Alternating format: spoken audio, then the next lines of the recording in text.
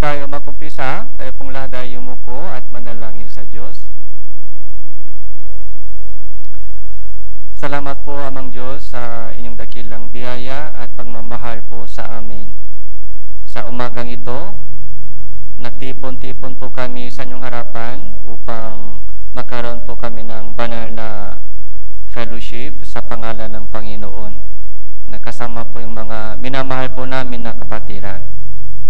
Samahan niyo po kami sa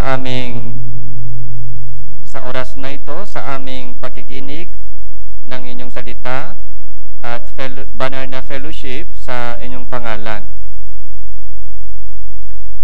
Lahat po ng mga kapatiran na dumadaan sa iba't ibang uri ng pagsubok sa kanilang buhay, pakaloban niyo po sila ng kalakasan at kapayapaan sa kanilang puso at kagalakan na gagaling sa inyo, Panginoon. Marami po kaming plano na gagawin sa inyong pangalan. Kung walang tulong at gabay ng Panginoon, wala po kaming magagawa. Kayo lamang po, Panginoon, unang kumilos sa lahat po ng mga kapatiran, sa mga kaluluwa na inimbitahan po namin sa inyong gawain. Magmula sa simula hanggang sa katapusan ng itong gawain, sa iyo lamang po kami nagtitiwala at umaasa. Ito po yung aming panalangin sa pangalan ng Panginoon na Jesucristo. Amen. So, buksan po natin ang ating Biblia. Unang Korinto chapter 15 verse 20. Unang Korinto chapter 15 verse 20.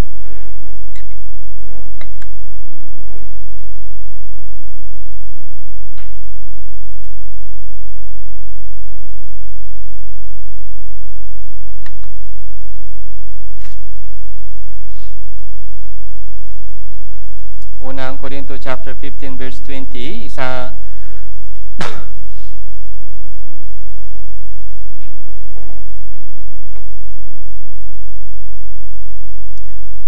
So, verse 20 hanggang 24, babasahin ko po ito.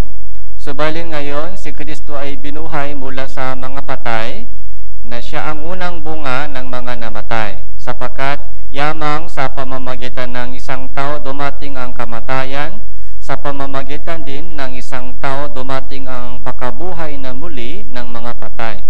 Subalit kung paano kay Adan ang lahat ay namamatay, ganun din kay Kristo ang lahat ay bubuhain.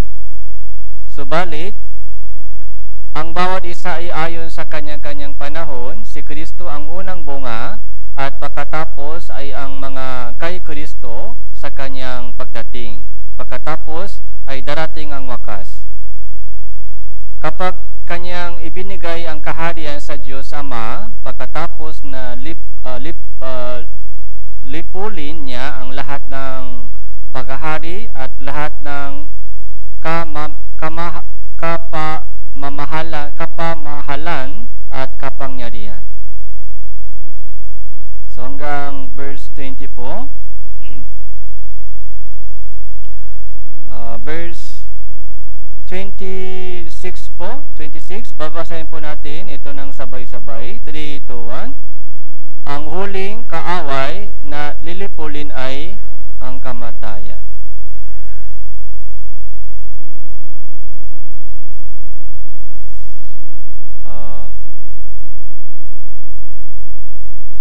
Po ay pangalawang session po sa 7 Fiesta sa bansang Israel. So, naalala niyo po ba yung 7 Fiesta sa Israel? So, 2 weeks ago, so, P, U, F, W, T, B, T. Ito yung 7.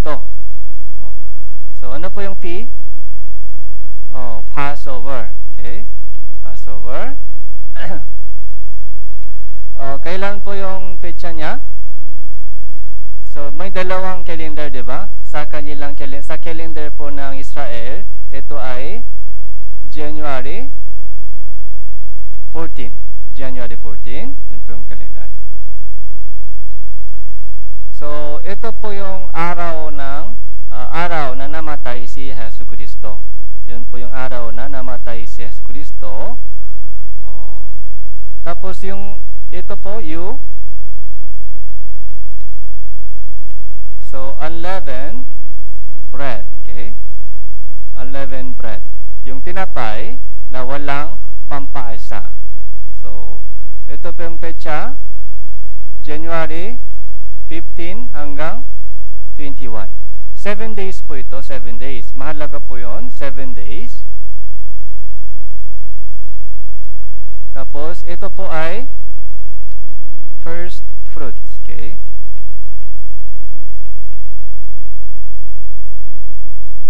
So, yung petsa po ito, kahit hindi po siya nakasulat sa Bible, yung nakasulat lang sa Bible ay kinabukasan ng unang Sabat. Yung Sabat po ay Friday night hanggang Saturday night. Kaya kinabukasan ng Sabat ay anong day? Sunday.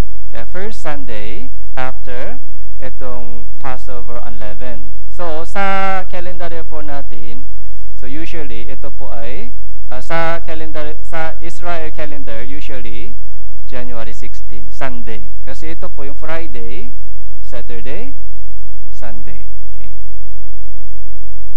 So, ito po yung isang group.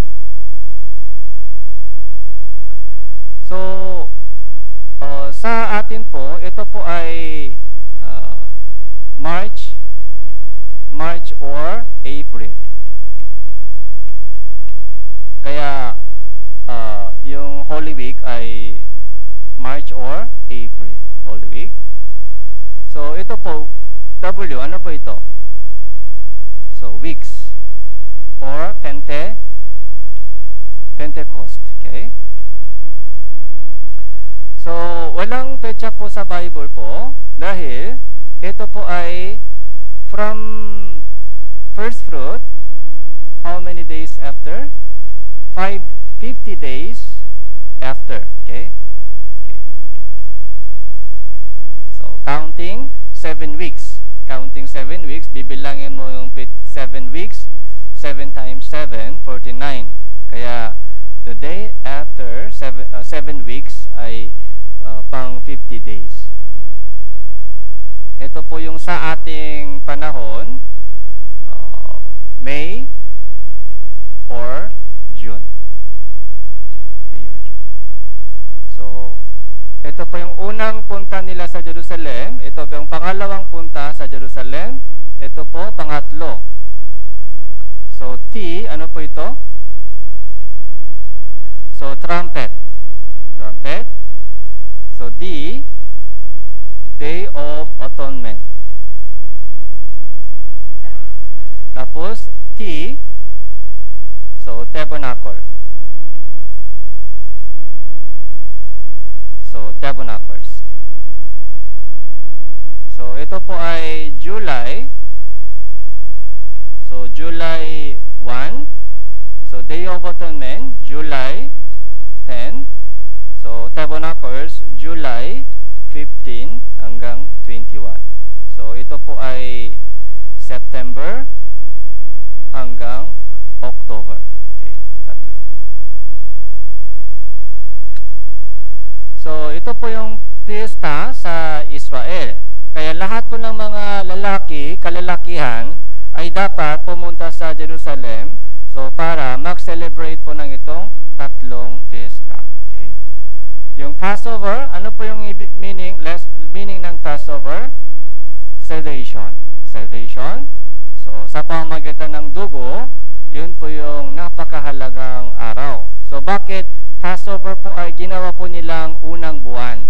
So, panibagong simula ng buhay mo. Ganun din po, yung araw ng kaligtasan ay naging unang araw ng ating panibagong buhay. Okay?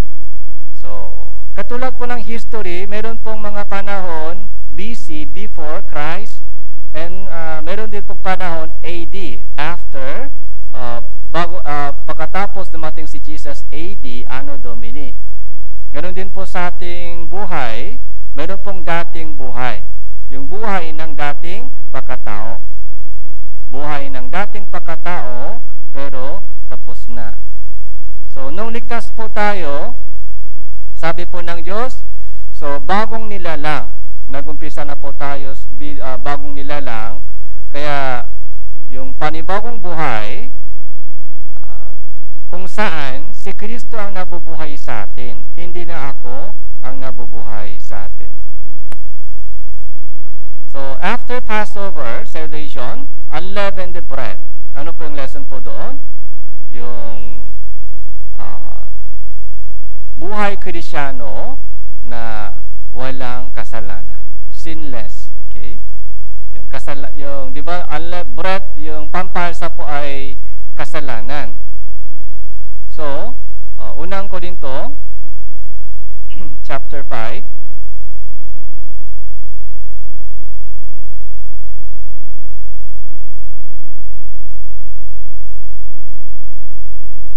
verse 6. Hindi mabuti ang inyong pagmamapuri, hindi ba ninyo nalalaman na ang kaunting pampaalsa ay nagpapaalsa sa buong masa? Alisin ninyo ang lumang pampaalsa upang kayo'y maging bagong masa. Kung paano kayo nga'y walang pampaalsa sapagkat si Kristo ang kordero ng ating Paskwa ay naialay na. So verse 8 po, basahin po natin 3-1.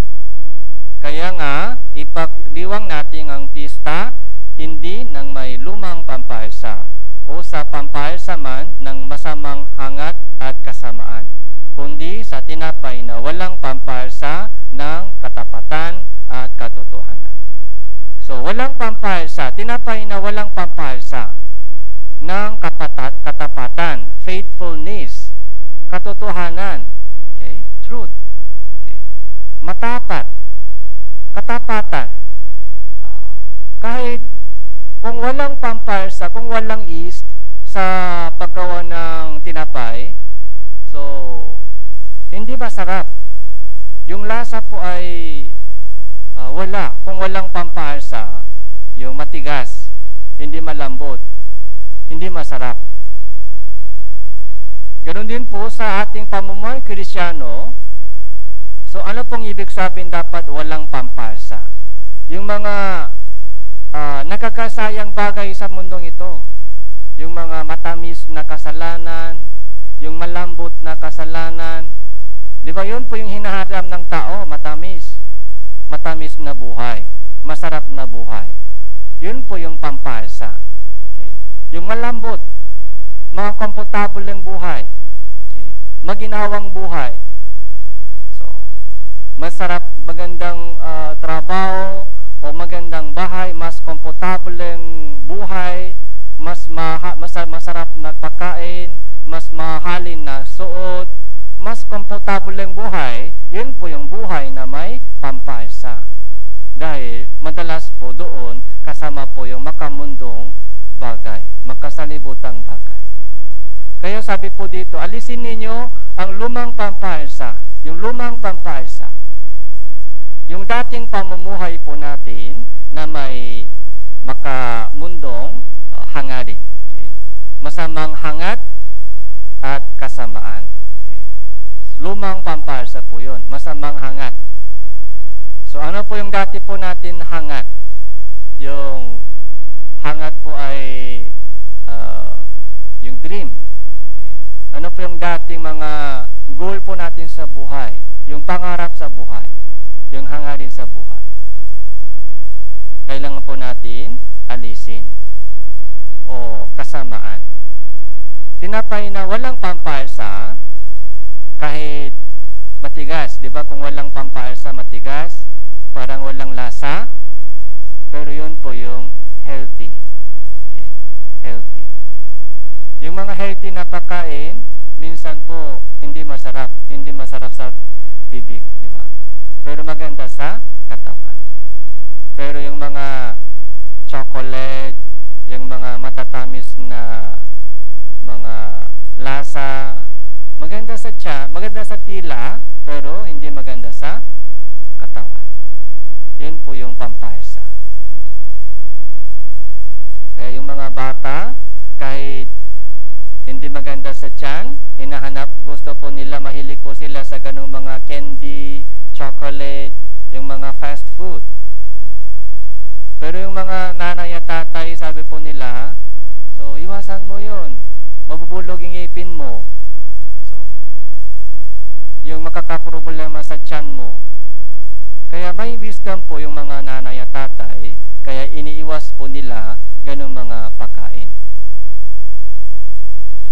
So, yung pampaysa po, unleavened bread for 7 days ay sinless, yung buhay po ng buhay Kristiyano na hiwalay sa kasalanan.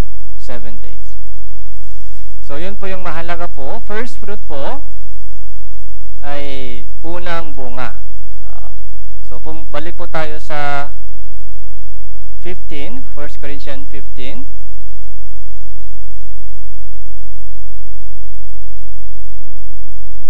Verse 20.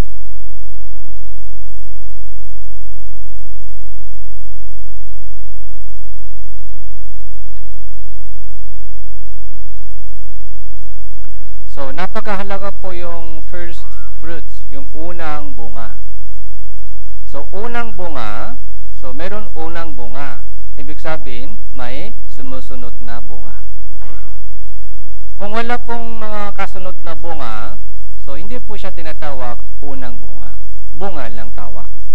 Pero bakit sabi unang bunga? May sumusunod na bunga. Si Kristo po ay binuhay muli sa mga patay, unang bunga ng mga namatay.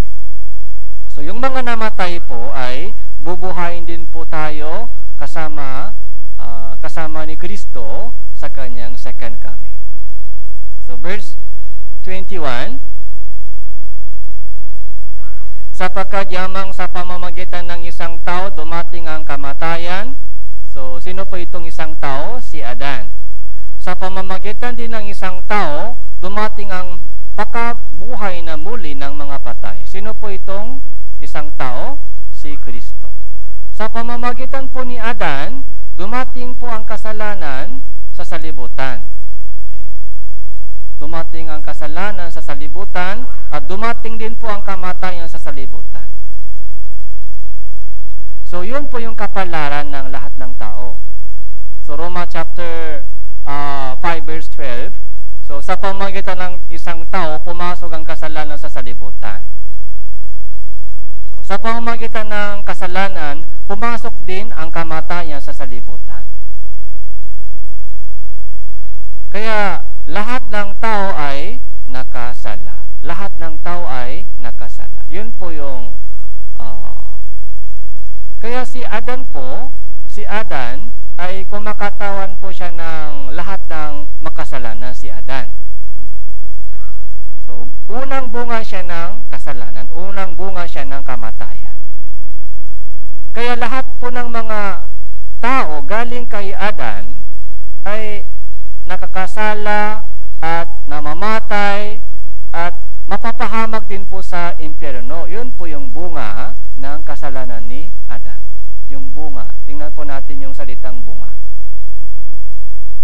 Unit, sa pamamagitan din ng isang tao, dumating ang pakabuhay na muli ng mga patay. Verse 22, sapagkat kung paano kay Adan ang lahat ay namamatay, ganun din kay Kristo ang lahat ay bubuhayin. Subalit, bawat isa ayon sa kanyang-kanyang panahon, si Kristo ang unang bunga, pagkatapos ay ang mga Kristo ay kanyang pagdating. Okay. So, si Kristo ay ano po? Unang bunga. Pagkatapos, sino po yung mga pagkatapos? So, ang mga kay Kristo. Ito po, ang mga kay Kristo. Meron pong dalawang uri ng tao, yung mga kay Kristo, yung mga sa labas ni Kristo. Okay. So, pansinin po natin yung words kay Kristo, kay Kristo. Chapter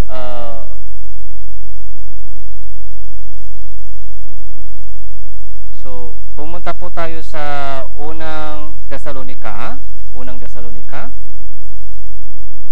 chapter 4.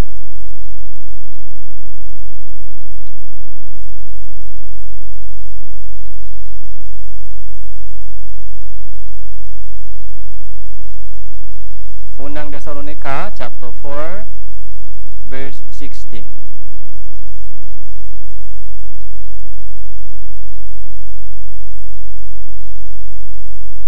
Sapagkat ang Panginoon mismo ang bababa mula sa langit na may sigaw, may tinik ng arkanghel, at may trompeta ng Diyos, at ang mga namatay kay Kristo. So, nakita niyo po? Kay Kristo. Yung mga kay Kristo, yung mga namatay kay Kristo, ano pong ibig sabihin? Kay Kristo.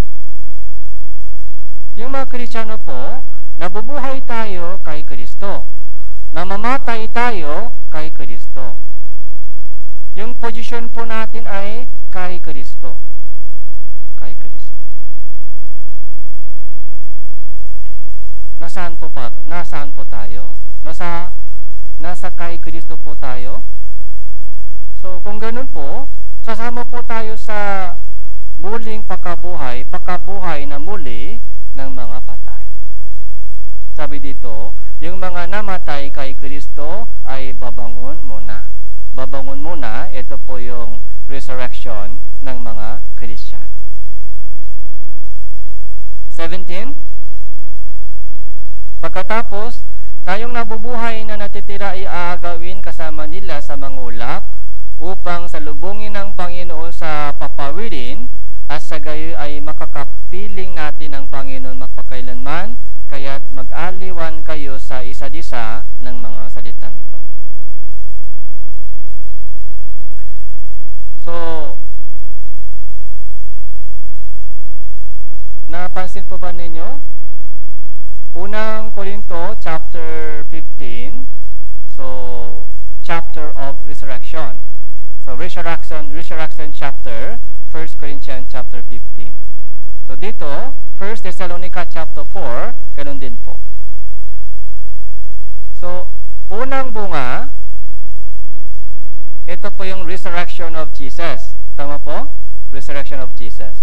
Tapos, yung trumpet. Anong lesson po dito? Trumpet. Second coming. Rapture. Trumpet. Anong mangyari sa rapture? So, bubuhayin yung mga namatay kay Kristo. Resurrection of Christian. Resurrection of Christ. Okay? Dito po, resurrection of Christian. Okay? Yung mga namatay kay Kristo ay babangon muna. Okay? Konektado po ito, dalawa, doon sa 1 Corinthians chapter 15, doon sa unang Thessalonica chapter 4. Okay. So, balik po tayo sa 1 Corinthians chapter 15.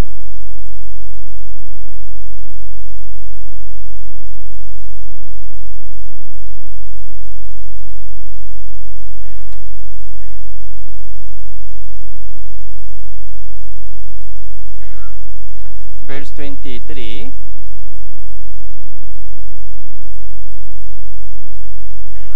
Subalit ang bawat isa ay ayon sa kanyang panahon.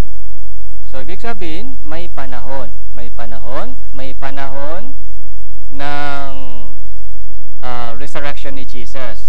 May panahon na bubuhayin po tayo sa mga patay. So, yung panahon, kailan po binuhay muli si Jesus? So, 2,000 years ago. Namatay si Jesus sa cross at binuhay muli siya sa mga patay. Yun po yung panahon po ng resurrection ni Jesus. So, kailan po yung mga Kristiyano po namatay ngayon? Okay? At mamamatay din po tayo. Pag madedelay po yung pagbalik po ng Panginoon, so mari po, mamamatay po tayo bago dumating siya. Pero may pag-asa po tayo. Kahit mamamatay po tayo, may pangako ng Diyos dito, bubuhayin kita. Sa taktang panahon, bubuhayin kita. Verse 24, after rapture, 24, pagkatapos ay darating ang wakas. Darating ang wakas. Comes the end. Ito po yung pinaka-finish, ending story. Darating yung wakas.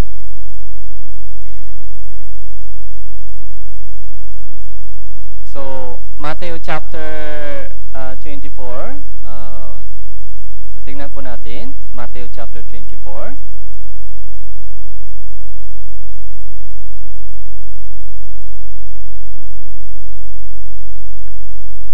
Verse 14.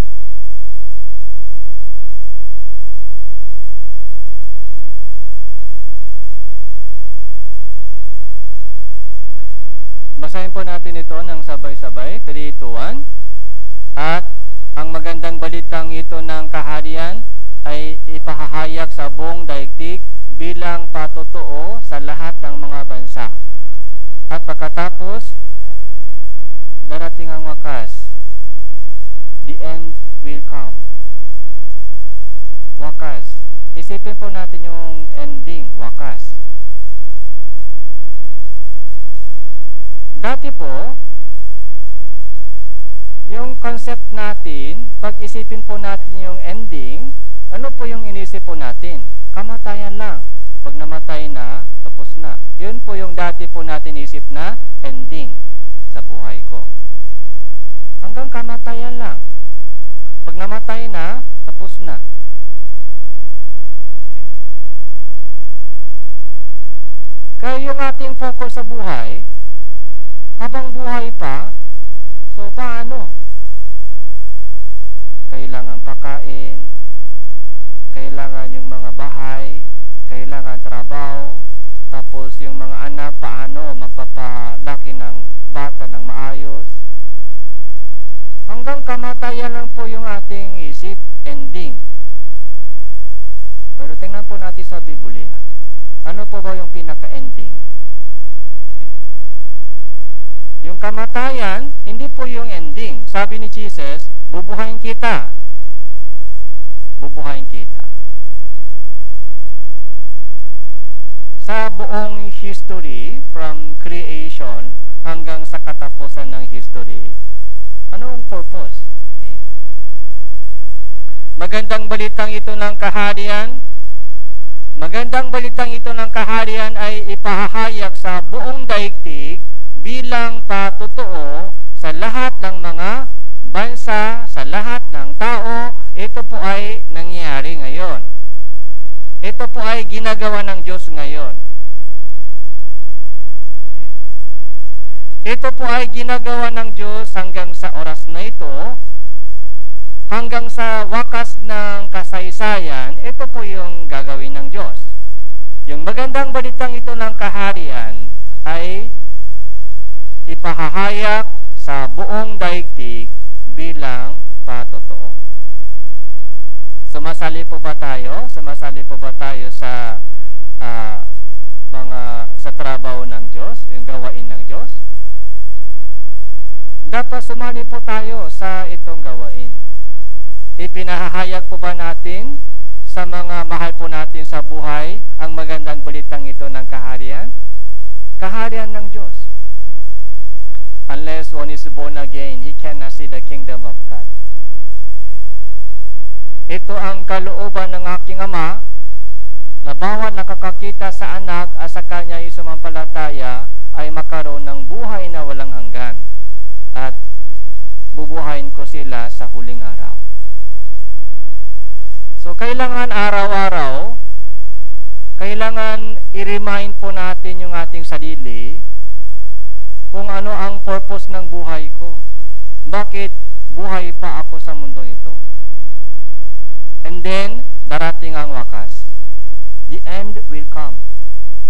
The end will come. pagpuno na po sa Mindoro Mission next week. Sa Mindoro Mission next week. So, nagpo-pray po kayo para sa Mindoro Mission. So, sana po lahat po ng mga kapatiran ay mag-pray para sa itong Mindoro Mission.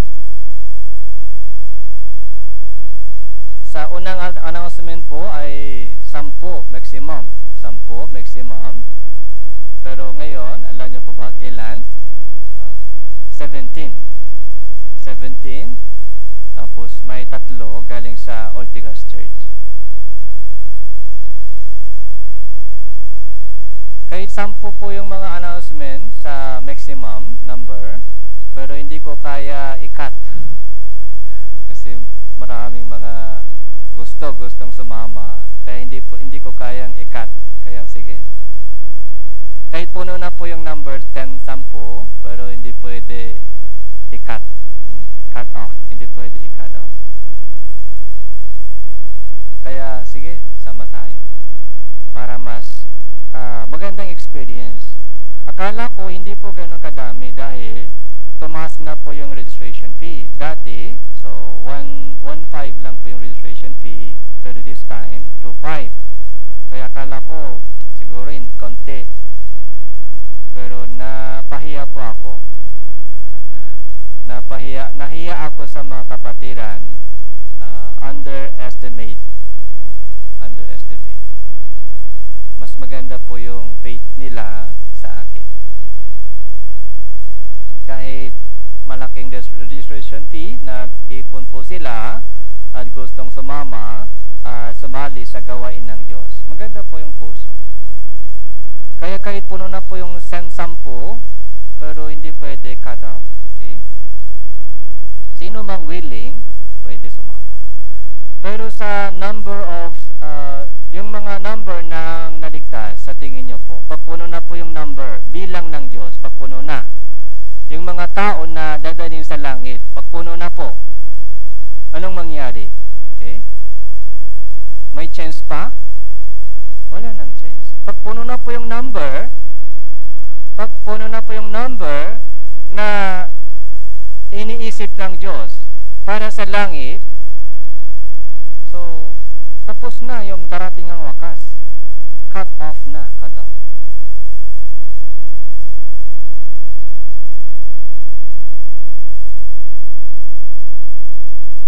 So, pumunta po tayo sa Roma.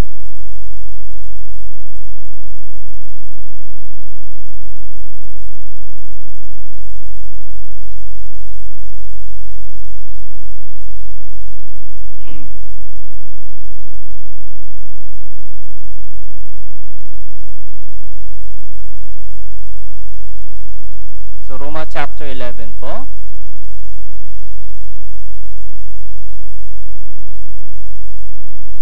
Verse 25.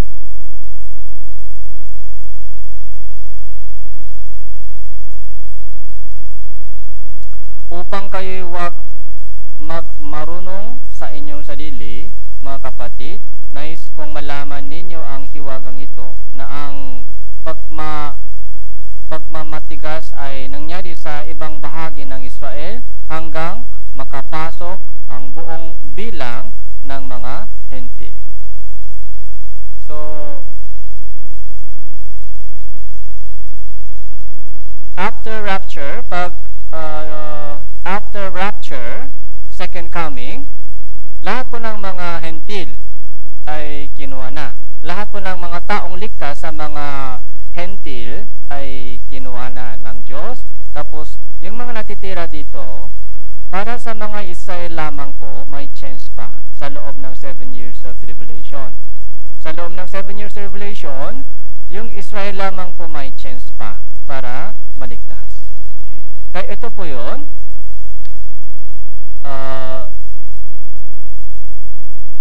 Pagmamatigas ay nangyari sa isang bahagi ng Israel, matigas pa po yung puso ng Israelita, kaya hindi pa sila ligtas.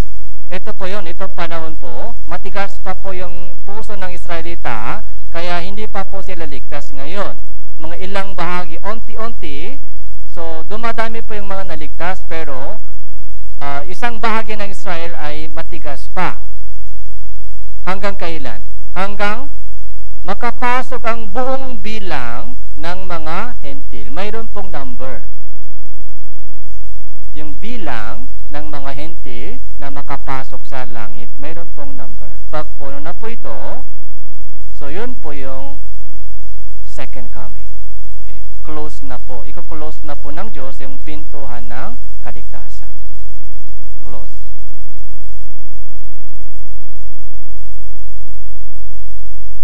Kaya isipin po natin mabuti. Some other day, mga next time, mamaya, ganun po ba yung inisip natin, di ba, minsan? Mga next time na lang, next time. Mari next year, itong taon, 2025, 2026, sa tingin nyo, mga hanggang gaano kahaba po natitira? Tingnan po natin yung takbo ng salibutan. Yung mga AI. Ngayon po, mahirap malaman kung totoo siya o AI. Halos. Okay. Mahirap ma-distinguish. Yung mga likas, yung nature ng mundong ito ay nasisira unti-unti. Ganun din po yung mga personality ng tao ay nasisira din po unti-unti. Okay. Nasisira po yung mga gender barrier. Lalaki, babae, sila po yung nag-choose. Yung mga ibang bansa sa Europe at Amerika, sila po yung mga nag-choose. Ay, lalaki ako, gusto ko lalaki. Ay, gusto kong babae. Yun po yung mga nangyayari sa ibang bansa. Kahit lalaki siya, pero kung gusto niyang pumili ng babae ako, babae siya. Kahit babae, ay gusto kong maglalaki, lalaki siya. Nasisira po yung mga nature, ugali ng tao, magugulo. Mahirap may pahayag ang ebanghelyo sa mundo ito. Tumitigas po yung puso ng mga tao.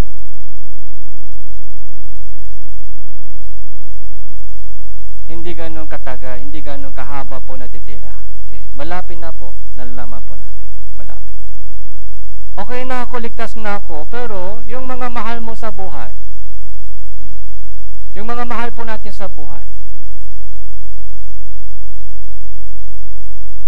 kaya wala po tayong ganung kahabang panahon hanggang sa wakas.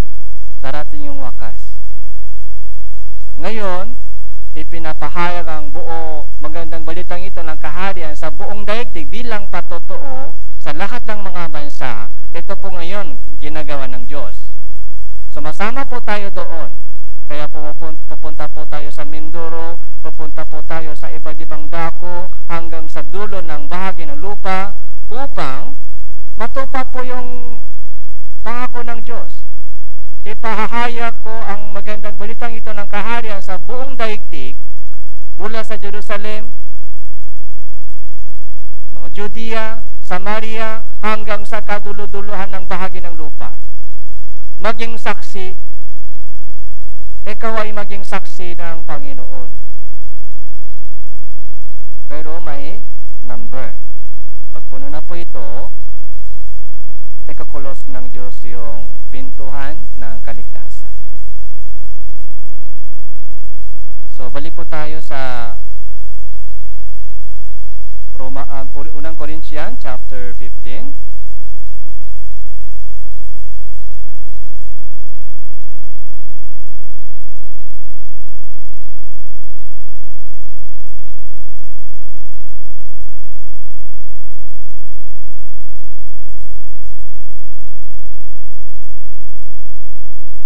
Verse 24. Pagkatapos ay darating ang wakas. Okay. Kapag kanyang ibinigay ang kaharian sa Diyos Ama, pagkatapos na lipulin niya ang lahat ng paghahari at lahat ng kapamahalaan at kapangyarihan. Lilipulin po ng Diyos lahat ng paghahari, yung mga authority ng bansa, yung mga malalaking kapangyarihan, kamahalaan sa salibutan, buong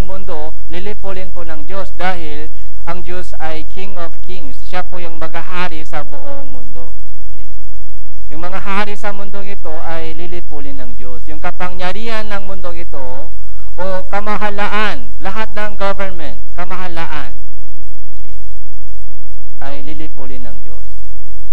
Doon po malalaman po nila kung sino po ang tunay na hari, tunay na Panginoon. 25, pagkatapos siya ay kailangan maghari hanggang mailagay niya ang lahat ng kanyang mga kaaway sa ilalim ng kanyang paa. 26, ang huling kaaway ay lilipulin.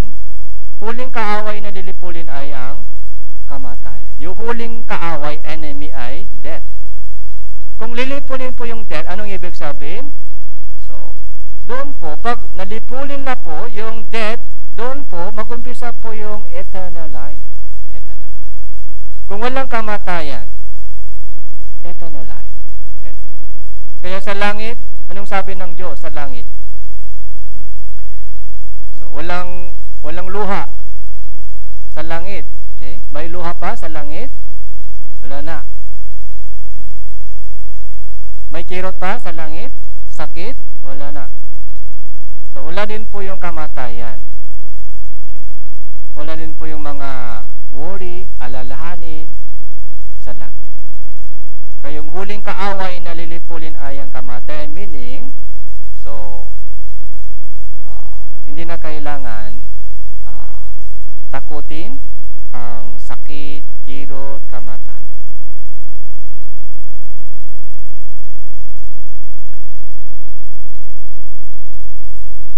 So, ito po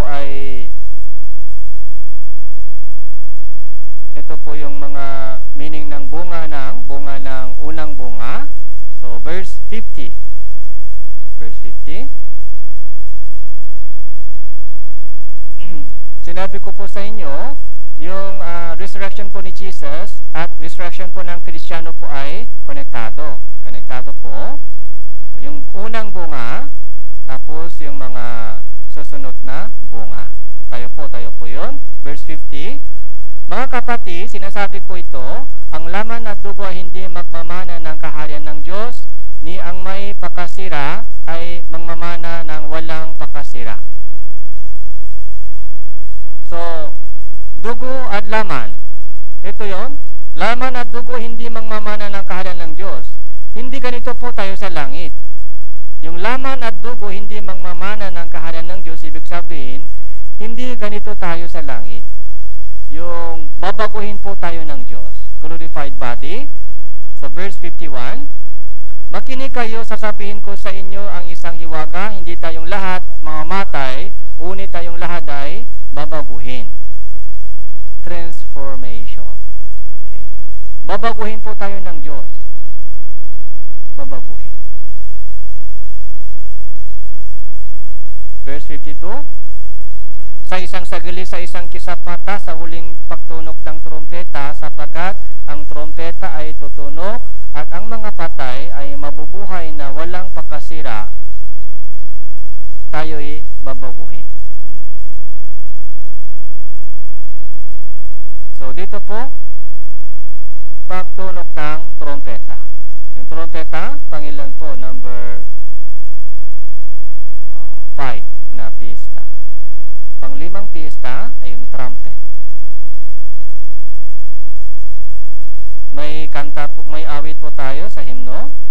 Pag trompeta ay hinipa ng sumapit ang wakas, tayo'y dadalhin sa dakong madilag. Pag tinawag na ang ngalan ng lahat ng naligtas, naroon ako at tutugon agad. Okay. Ang pangalan pag tinawag, ang pangalan pag tinawag, ang pangalan pag tinawag, naroon ako at tutugon agad. Yun po yung pista ng trumpet. Pag trompeta ay hinipan. Sumapit ang wakas. Sumapit. Anong pong sumapit? Dumating na yung ending. Pinaka-closing trompeta po yun. Closing. Ending signal. Ending. lahat po ng mga taong ligtas ay dadalhin sa langit. Calling. Hindi ganitong katawan. Babaguhin niya yung ating hamang na katawan. Para maging katulad ng katawan ni Hesus Kristo. Okay lang ba? Okay lang ba sa'yo? Ganito tayo sa langit? O hindi pwede? Walang ipin. Ganito sa langit? Yung mga sakit sa tuhod, okay lang ba ganito sa langit? Mga sugar, high blood. Hindi pwede ganito tayo sa langit. So, yung ating itong mga nakikitang katawan, ay parang bini lang ito, bini. Buto lang, buto, bini.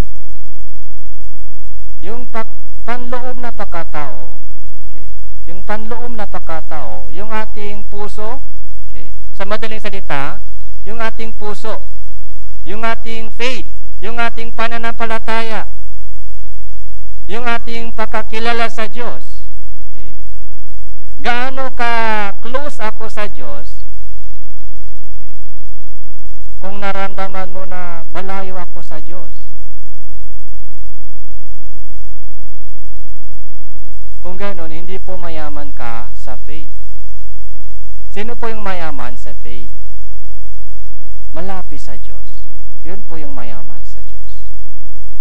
Malapit, close. Yung bonding, fellowship sa Diyos. Maaari po, marami kang ginagawa sa church. Maraming ministry ginagawa mo sa church. Pero paano kung malayo ka sa Diyos? Tandaan po natin yung sinabi ng Diyos, sinabi ni Jesus. Okay? Hindi kita kilala. Sabi po nila na propesiya kami sa inyong pangalan, nagpalayas kami ng demonyo sa inyong pangalan, gumawa kami ng maraming makapangyarihan gawa sa inyong pangalan.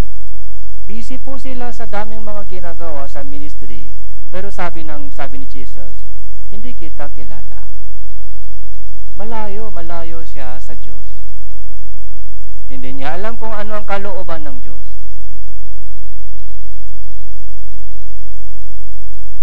Yung pinakamahalaga po sa ating pamumuhay Kristiyano, sa ating ministry ay pag-ibig.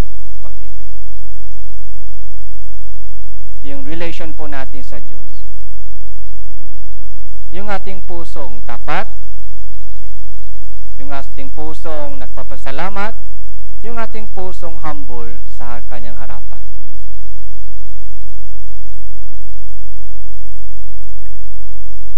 Yung hinipan, pag trompeta hinipan, kung hindi ka makakadinig ng tunog ng trompeta, so ano ang nangyayari? Pero, tandaan po natin, lahat po ng mga namatay kay Kristo, ibig sabihin, lahat po ng mga Kristiyano nasa tamang relasyon po sa Panginoon, kahit namatay man po sila, nailibing na. So, pero kung namatay po sila kay Kristo, babangon muna sila. Mauna po sila sa resurrection, mauna po sila. Saka yung mga natitira, nabubuhay pa, ay aagawin. Babaguhin po niya yung ating hamang na katawan at aagawin po niya sa himpapawid. Doon po, everlasting. Okay? Everlasting.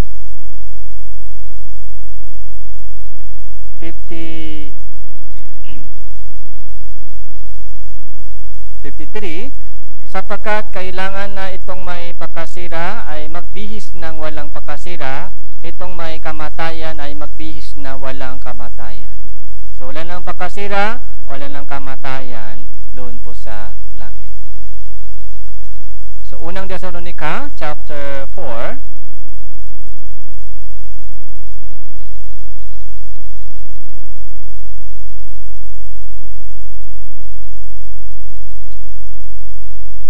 unang Thessalonica, chapter 4, verse 13.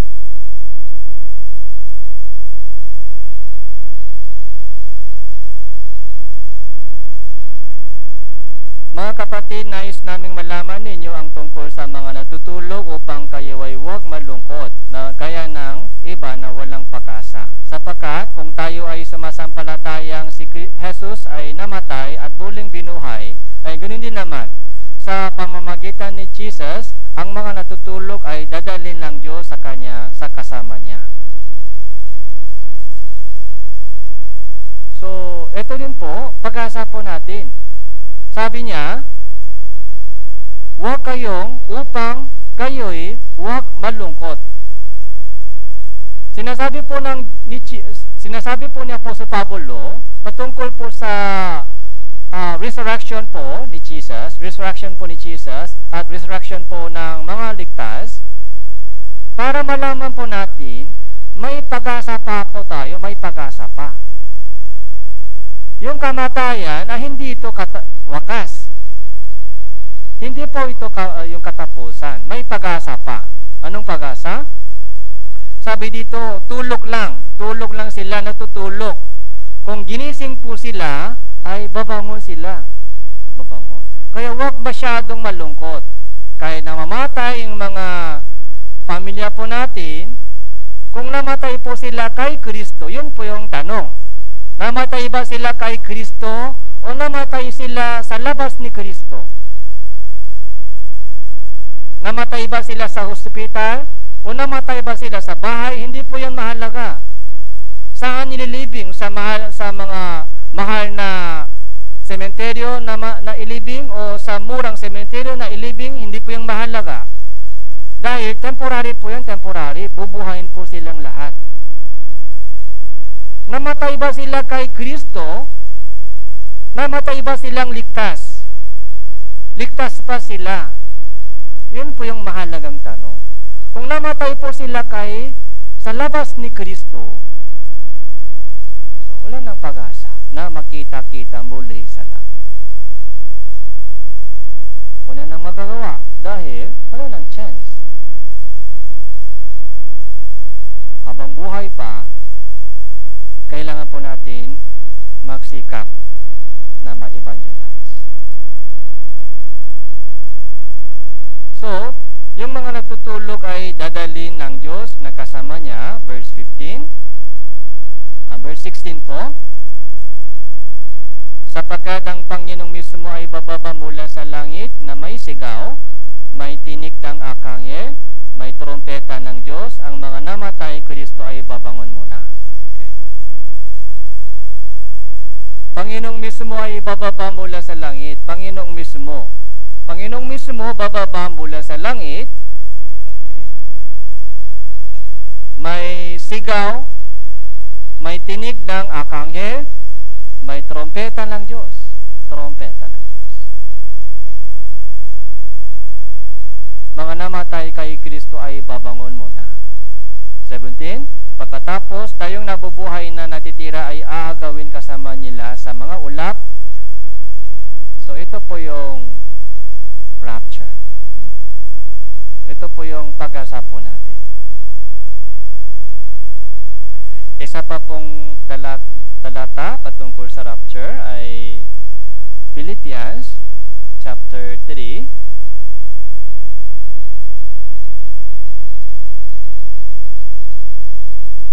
Philippos chapter 3.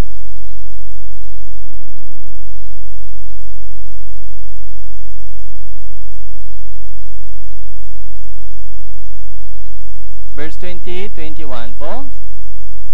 Chapter 3, verse 20, 21. Sapagkat ang ating pagkamamayan ay nasa langit, mula roon ay hinihintay naman natin ang tagapagligtas, ang Panginoong Hesukristo, na siyang magbabago ng ating hamak na katawan, upang maging katulad ng katawan ng kanyang kaluwalhatian.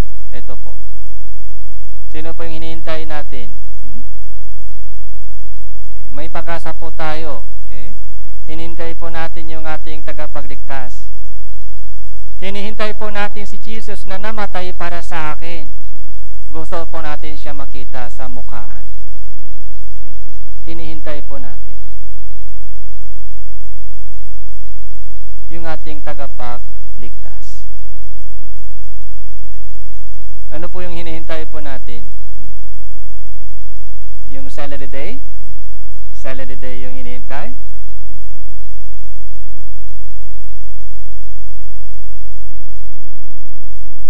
So, lahat po ng mga Kristiyano po ay naghihintay ng itong panahon. Yung ating rapture. Magbabago siya ng ating hamak na katawan.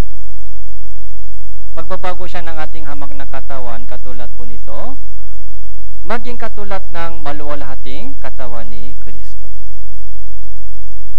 So, parang ito po yung package. So, first fruits, saka trumpet.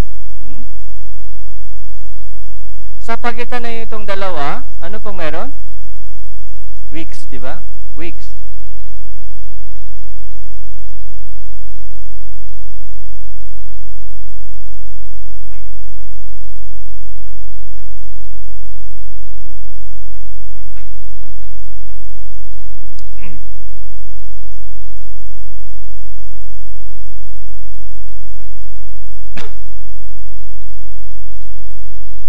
So, ito po yung first coming of Jesus. First coming.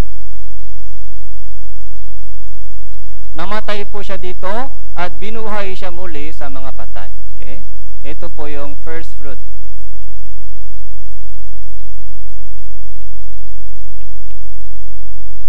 So, resurrection po ni Jesus dito po nangyari. Resurrection. Umakyat po siya dito. So, after 50 days, sino po yung dumating? Sino po yung dumating? Holy Spirit. After 50 days. Yung Pentecoste, ito po, yung after 50 days, Pentecost, dumating po yung Holy Spirit. Holy Spirit. Tapos, ito po, second coming. Second coming. So, ito po yung trumpet.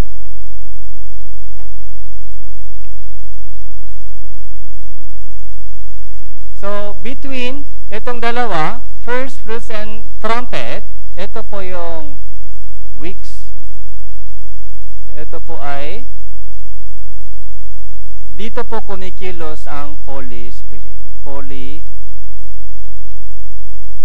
Spirit. So, itong panahon po ito. Okay, itong panahon. Kumikilos po yung Holy Spirit ngayon. Ano po yung trabaho ng Holy Spirit? Ano po yung trabaho ng Holy Spirit? Yung trabaho po ng Holy Spirit po ay tumutulong po siya para maligtas po yung mga tao. Sa pamamagitan ng banal na Espiritu po, ipinapahayag po ang salita ng Diyos. Sa pamamagitan ng pagkilos ng Holy Spirit, isang makasalanan ay maligtas. Ito po yung katungkulan ng Holy Spirit. Tapos, after salvation, sa pamamagitan ng tulong at gabay ng Holy Spirit, so nananatili po tayo sa iglesia, lumalago po tayo sa ating faith at sa ating pananampalataya at pagkakilala sa Diyos. Ngayon po ay panahon po ng Holy Spirit. So, ito po yung salvation hanggang sa rapture. So, napakahalaga po yung gabay at tulong ng Holy Spirit. Gawa chapter 2. Gawa chapter 2 verse 1.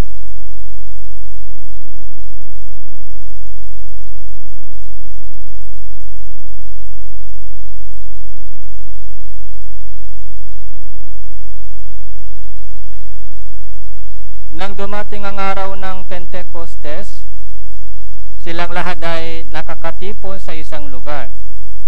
Biglang dumating mula sa langit ang isang ugong na gaya ng isang humahagibis na hanging malakas at pinuno nito ang buong bahay kung saan sila ay nakaupo. Sa kanila ay may nagpakita parang mga dilang apoy at nagahati at lumapak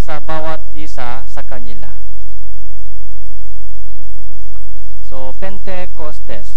Araw ng Pentecostes. Ito po yung weeks. Ito po yung fiesta ng weeks. Araw ng Pentecostes. So, Pentecoste po ay yung penta po meaning 5. Okay, penta, pag sinabi ng penta, meaning 5. Kaya Pentecostes ay 50 days later after first fruits. So, may grupo ng Pentecostal churches. Bakit tawag po silang Pentecostal churches? Okay? Dahil more focus sila sa mga nakikitang miracles, mga speaking in tongues. Parang mga nangyari sa unang panahon sa mga apostles, yung mga speaking in tongues, yung miracles, yung mga sayaw. Okay. Kaya tawag po sila Pentecostal churches. Pero yung pinakamahalagang meaning po sa Pentecoste po ay sa araw na ito, bumaba po yung Holy Spirit. So, kailangan po natin malaman bakit po siya bumaba. Ano ang trabaho ng Holy Spirit? Yung pinakatrabaho ng Holy Spirit, hindi po yung mga miracle o speaking in tongues. Yung pinaka-ministry po ng Holy Spirit ay magpatuto po siya tungkol kay Hesus Kristo. Tumutulong po siya, kumikilos po yung Holy Spirit para maniwala po tayo na si Jesus ay namatay para sa atin. So, tingnan po natin sa Juan chapter 14.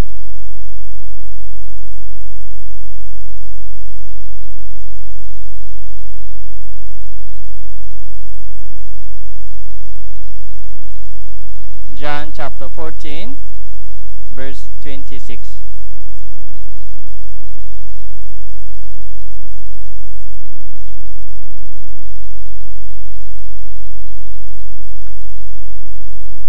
So, basahin po natin ito ng sabay-sabay. 3, 2, 1. Subalit ang mga aliw, ang Espiritu Santo na susuguin ng Ama sa aking pangalan. Siya ang magtuturo sa inyo ng lahat ng mga bagay at nagpapaalala sa inyo ng lahat ng aking sinabi sa iyo. So, mga aliw, Espiritu Santo na susuguin ng Ama sa aking pangalan. So, isa pang comforter, helper. So, ito po yung pinakatrabaho niya. Siya ang magtuturo sa inyo lahat ng bagay, teacher, magtuturo, magpapaalala, ano po, magpapaalala, reminder sa inyo, reminder.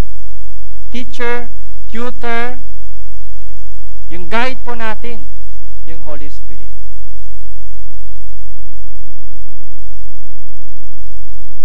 Chapter 15, verse 26. The next chapter 15, verse 26.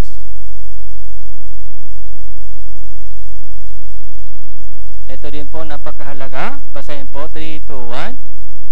Sapagkat mangaliw na aking susuguin sa inyo mula sa Ama, ang Espiritu ng katotohanan na mula sa Ama. Siya ang magpapatotoo tungkol sa akin.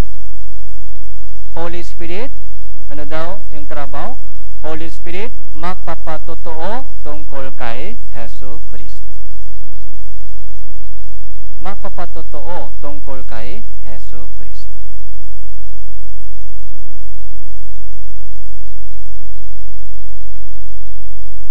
So, ano pong ibig sabi ligtas na ako? Nung hindi po tayo ligtas sa ating sariling mga katalinuhan.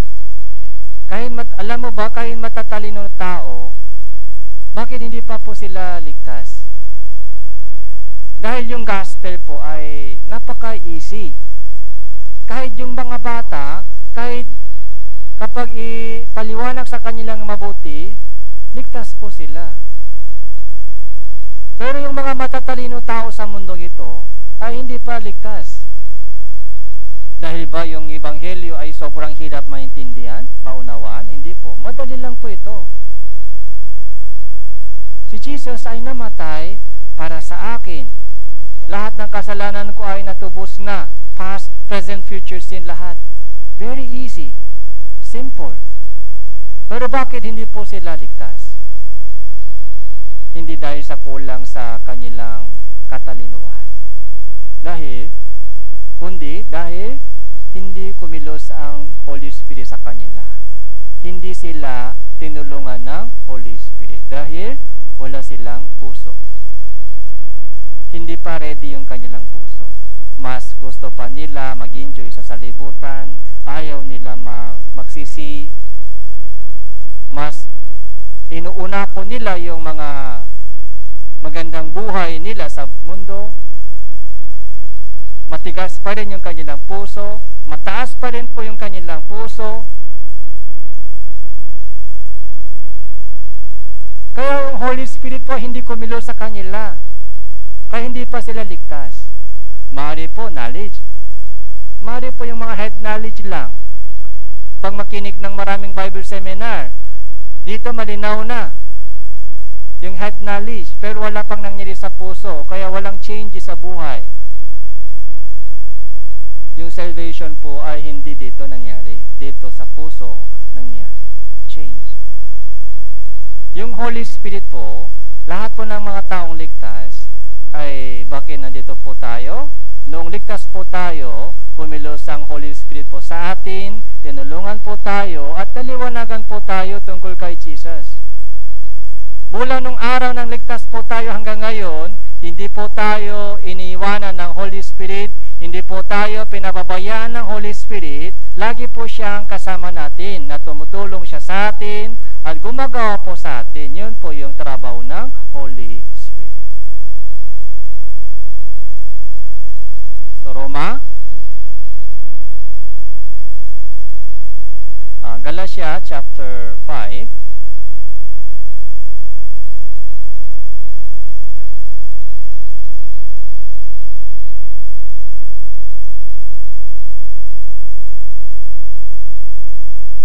Verse 16 po. Galatia chapter 5 verse 16. Subalit sinasabi ko, lumakat kayo ayon sa Espiritu, huwag ninyong bigyan kasiyahan ang mga pangnanasa ng laman, sapagkat ang laman ay nangnanasa laban sa Espiritu, at ang Espiritu ay laban sa laman, sapagkat ang mga ito ay laban sa isa't isa, upang hindi ninyo magawa ang mga bagay na nais ninyong gawin.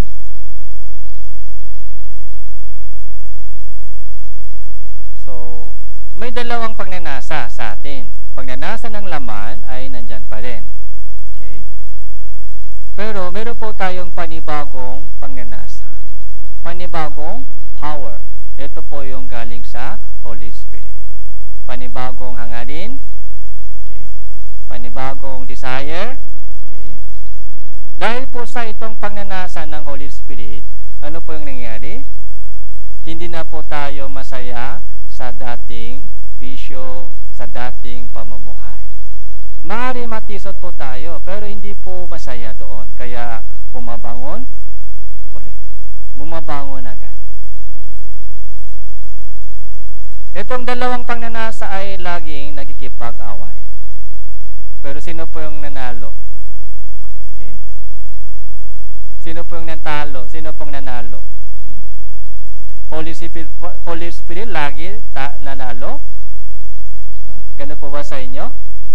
O minsan, pagnanasa ng laman ay nanalo? Minsan laman na nanalo dahil puro yung mga laman ay pinapakain yung laman. Puro laman pinapakain. Yung mga makamundong bagay. Walang Bible reading, walang fellowship, walang mga pagkikinig ng salita ng Diyos. Kung gano'n, yung pangnanasa ng laman ay lumalakas. Kaya lagi nananalo siya sa yung pagnanasa ng Holy Spirit. Pero kapag nagbabasa tayo ng Bible, so nagpa-fellowship po tayo, nagpo-pray po tayo, lumalapit po sa Diyos, So yung ating mga pangnanasa ng Holy Spirit, yung ating spirito po ay lumalakas dahil sa pagkain na spiritual. Okay. Kapag malakas na po yung ating spirit, siyempre, nananalo siya. Nananalo. Ito po yung struggle po ito sa pagitan nitong dalawa ay nandyan po sa ating laki. Okay. Ang tanong, sino po yung mas malakas? Laman ba mas malakas o spirito ba mas malakas? Depende sa ating ginagawa. So kapag malakas po yung Holy Spirit, ano po yung mangyayari? Magbubunga po tayo ng Holy Spirit. Pag-ibig, kagalakan, kapayapaan, pagtsatsaga, kagandang loob, kabutihan, katapatan, kaamuan, at pagpipigil sa sarili. Ito po yung lumalabas sa ating buhay kapag malakas na yung espiritu. Pero kapag malakas yung laman, mas malakas yung laman, wala pong bunga ng Holy Spirit. So Roma chapter 5, Roma chapter 8,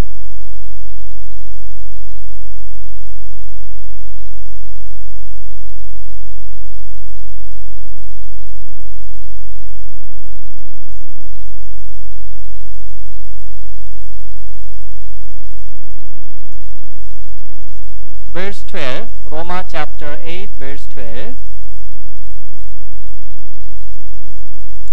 Kaya nga mga kapatid, mga may utang tayo, hindi sa laman upang mamuhay ayon sa laman. May utang daw tayo, utang. Anong utang? May utang tayo.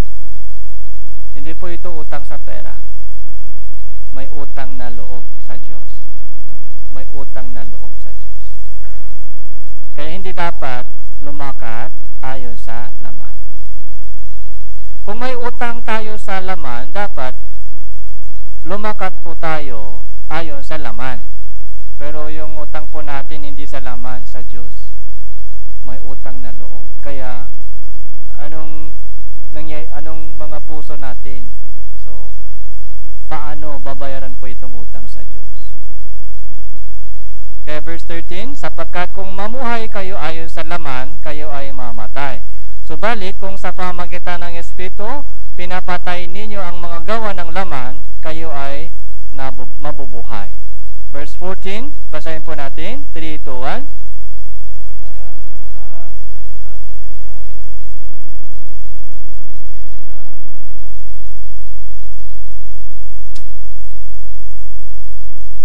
Lahat ng anak ng Diyos ay pinapanubayan ng Espiritu Santo. Kaya Holy Spirit po ay teacher po natin, teacher. Gumagabay po siya sa atin. Reminder sa atin. Nagpapaalala sa atin, nagtuturo sa atin, gumagabay at tumutulong sa atin, nagpapatotoo tungkol kay Hesus Kristo. So, dito po verse 15,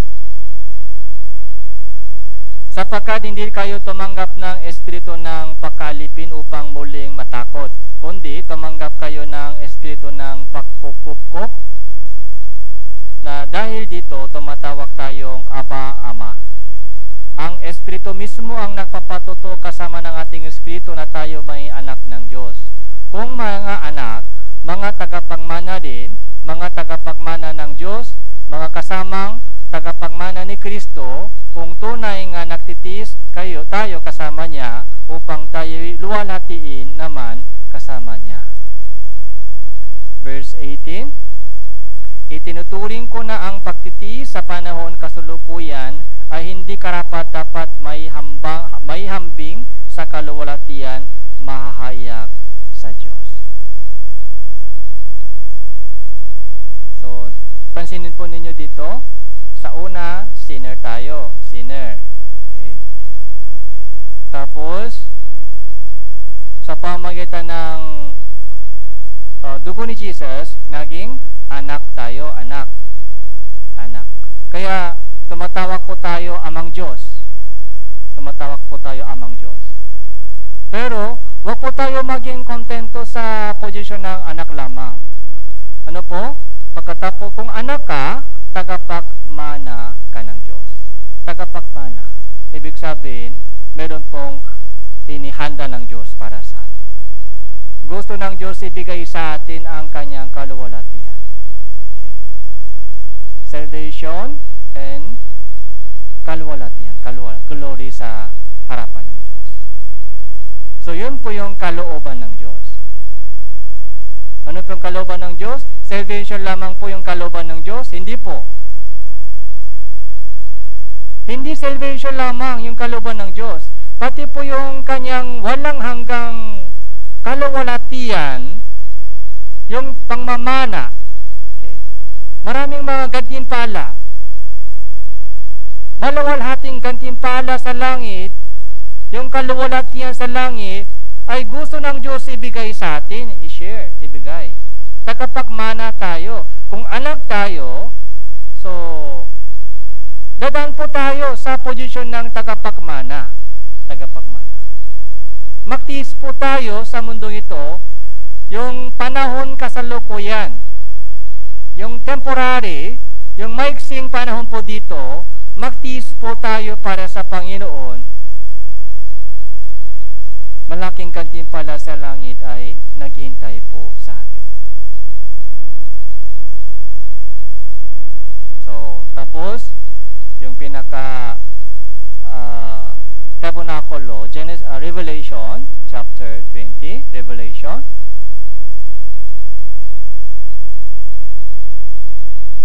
chapter 21.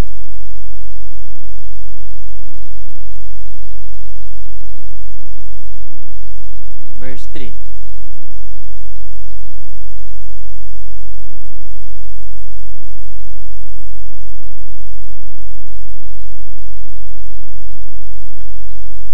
Revelation chapter 21 verse 3. Ito po yung lesson po doon sa tabernakulo, yung piyesta ng tabernakulo.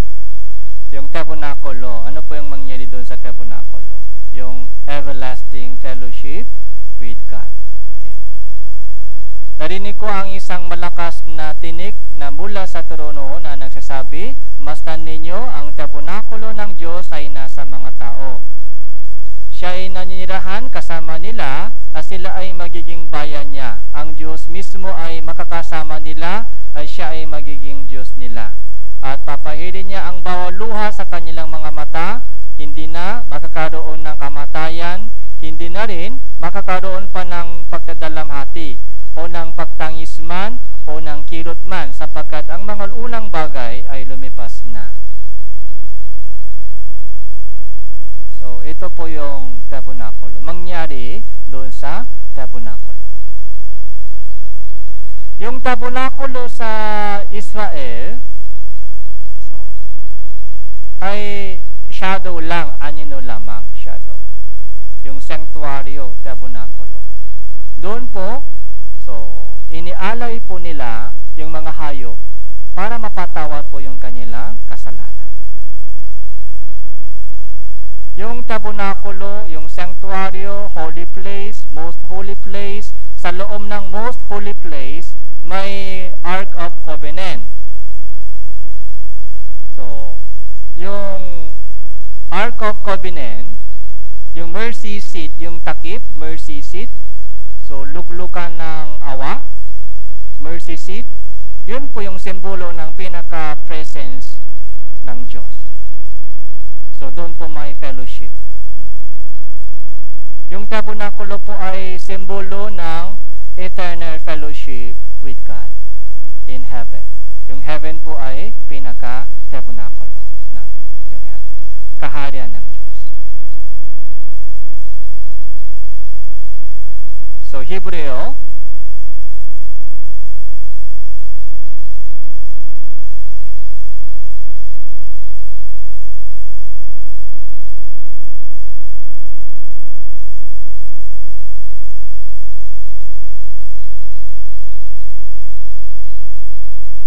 Hebrew chapter 10.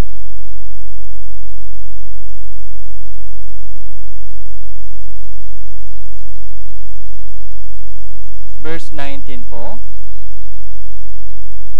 Hebreo chapter 10, verse 19.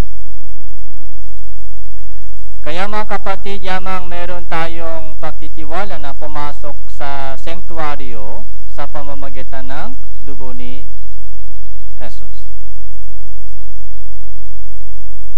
May pagtitiwala, may katapangan na tayo makakapasok sa sanctuaryo sa langit sa pamamagitan ng dugo ni Kristo, dugo ni Jesus, 20, na kanyang binuksan para sa atin ang isang bago at buhay na daan sa pamamagitan ng tabing sa makatwid sa kanyang laman.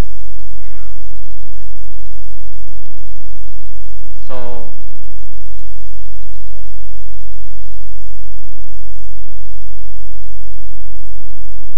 ito po yung tabernakulo po ay yung shadow ng yung everlasting eternal fellowship with God sa tunay na sanctuaryo. Ito po yung sanctuaryo, tabernacle. Kaya ito mga 7 pista ay magmula sa salvation hanggang sa hanggang sa heaven. So ito po yung kompletong mga lesson para sa ating Christian living. So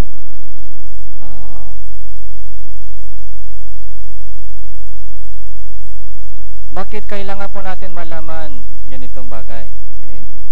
So para malaman po natin kung nasaan po tayo. Okay?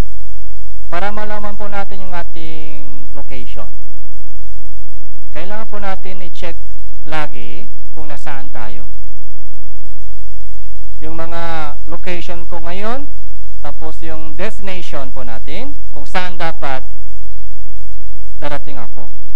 Yun po yung destination. Sa pamamagitan ng Bible, nasa panahon po tayo ng Holy Spirit. Yung Holy Spirit po ay nagpapaalala po sa atin sa pamamagitan ng kanyang salita, banal na salita, at sa pamamagitan ng iglesia. Kaya kailangan po natin lagi i-remind po sa ating sarili. Kailangan po natin gisingin po yung ating sarili sa pamamagitan ng words of God. So, malapit po tayo sa panahon ng pagbalik po ng Panginoong Jesucristo. Kaya lalo po magsikap po tayo para sa evangelism. Yung mga mahal po natin sa buhay, pagkisama po sa prayer po ninyo, yung Mindoro Mission po next week. Tapos after 2 weeks, ano pong schedule po tayo? So may Grand Bible Seminar po tayo with Korean Mission Team. Osan Church Korean Mission Team, sasama po dito, pupunta dito para sa Grand Bible Seminar. Kaya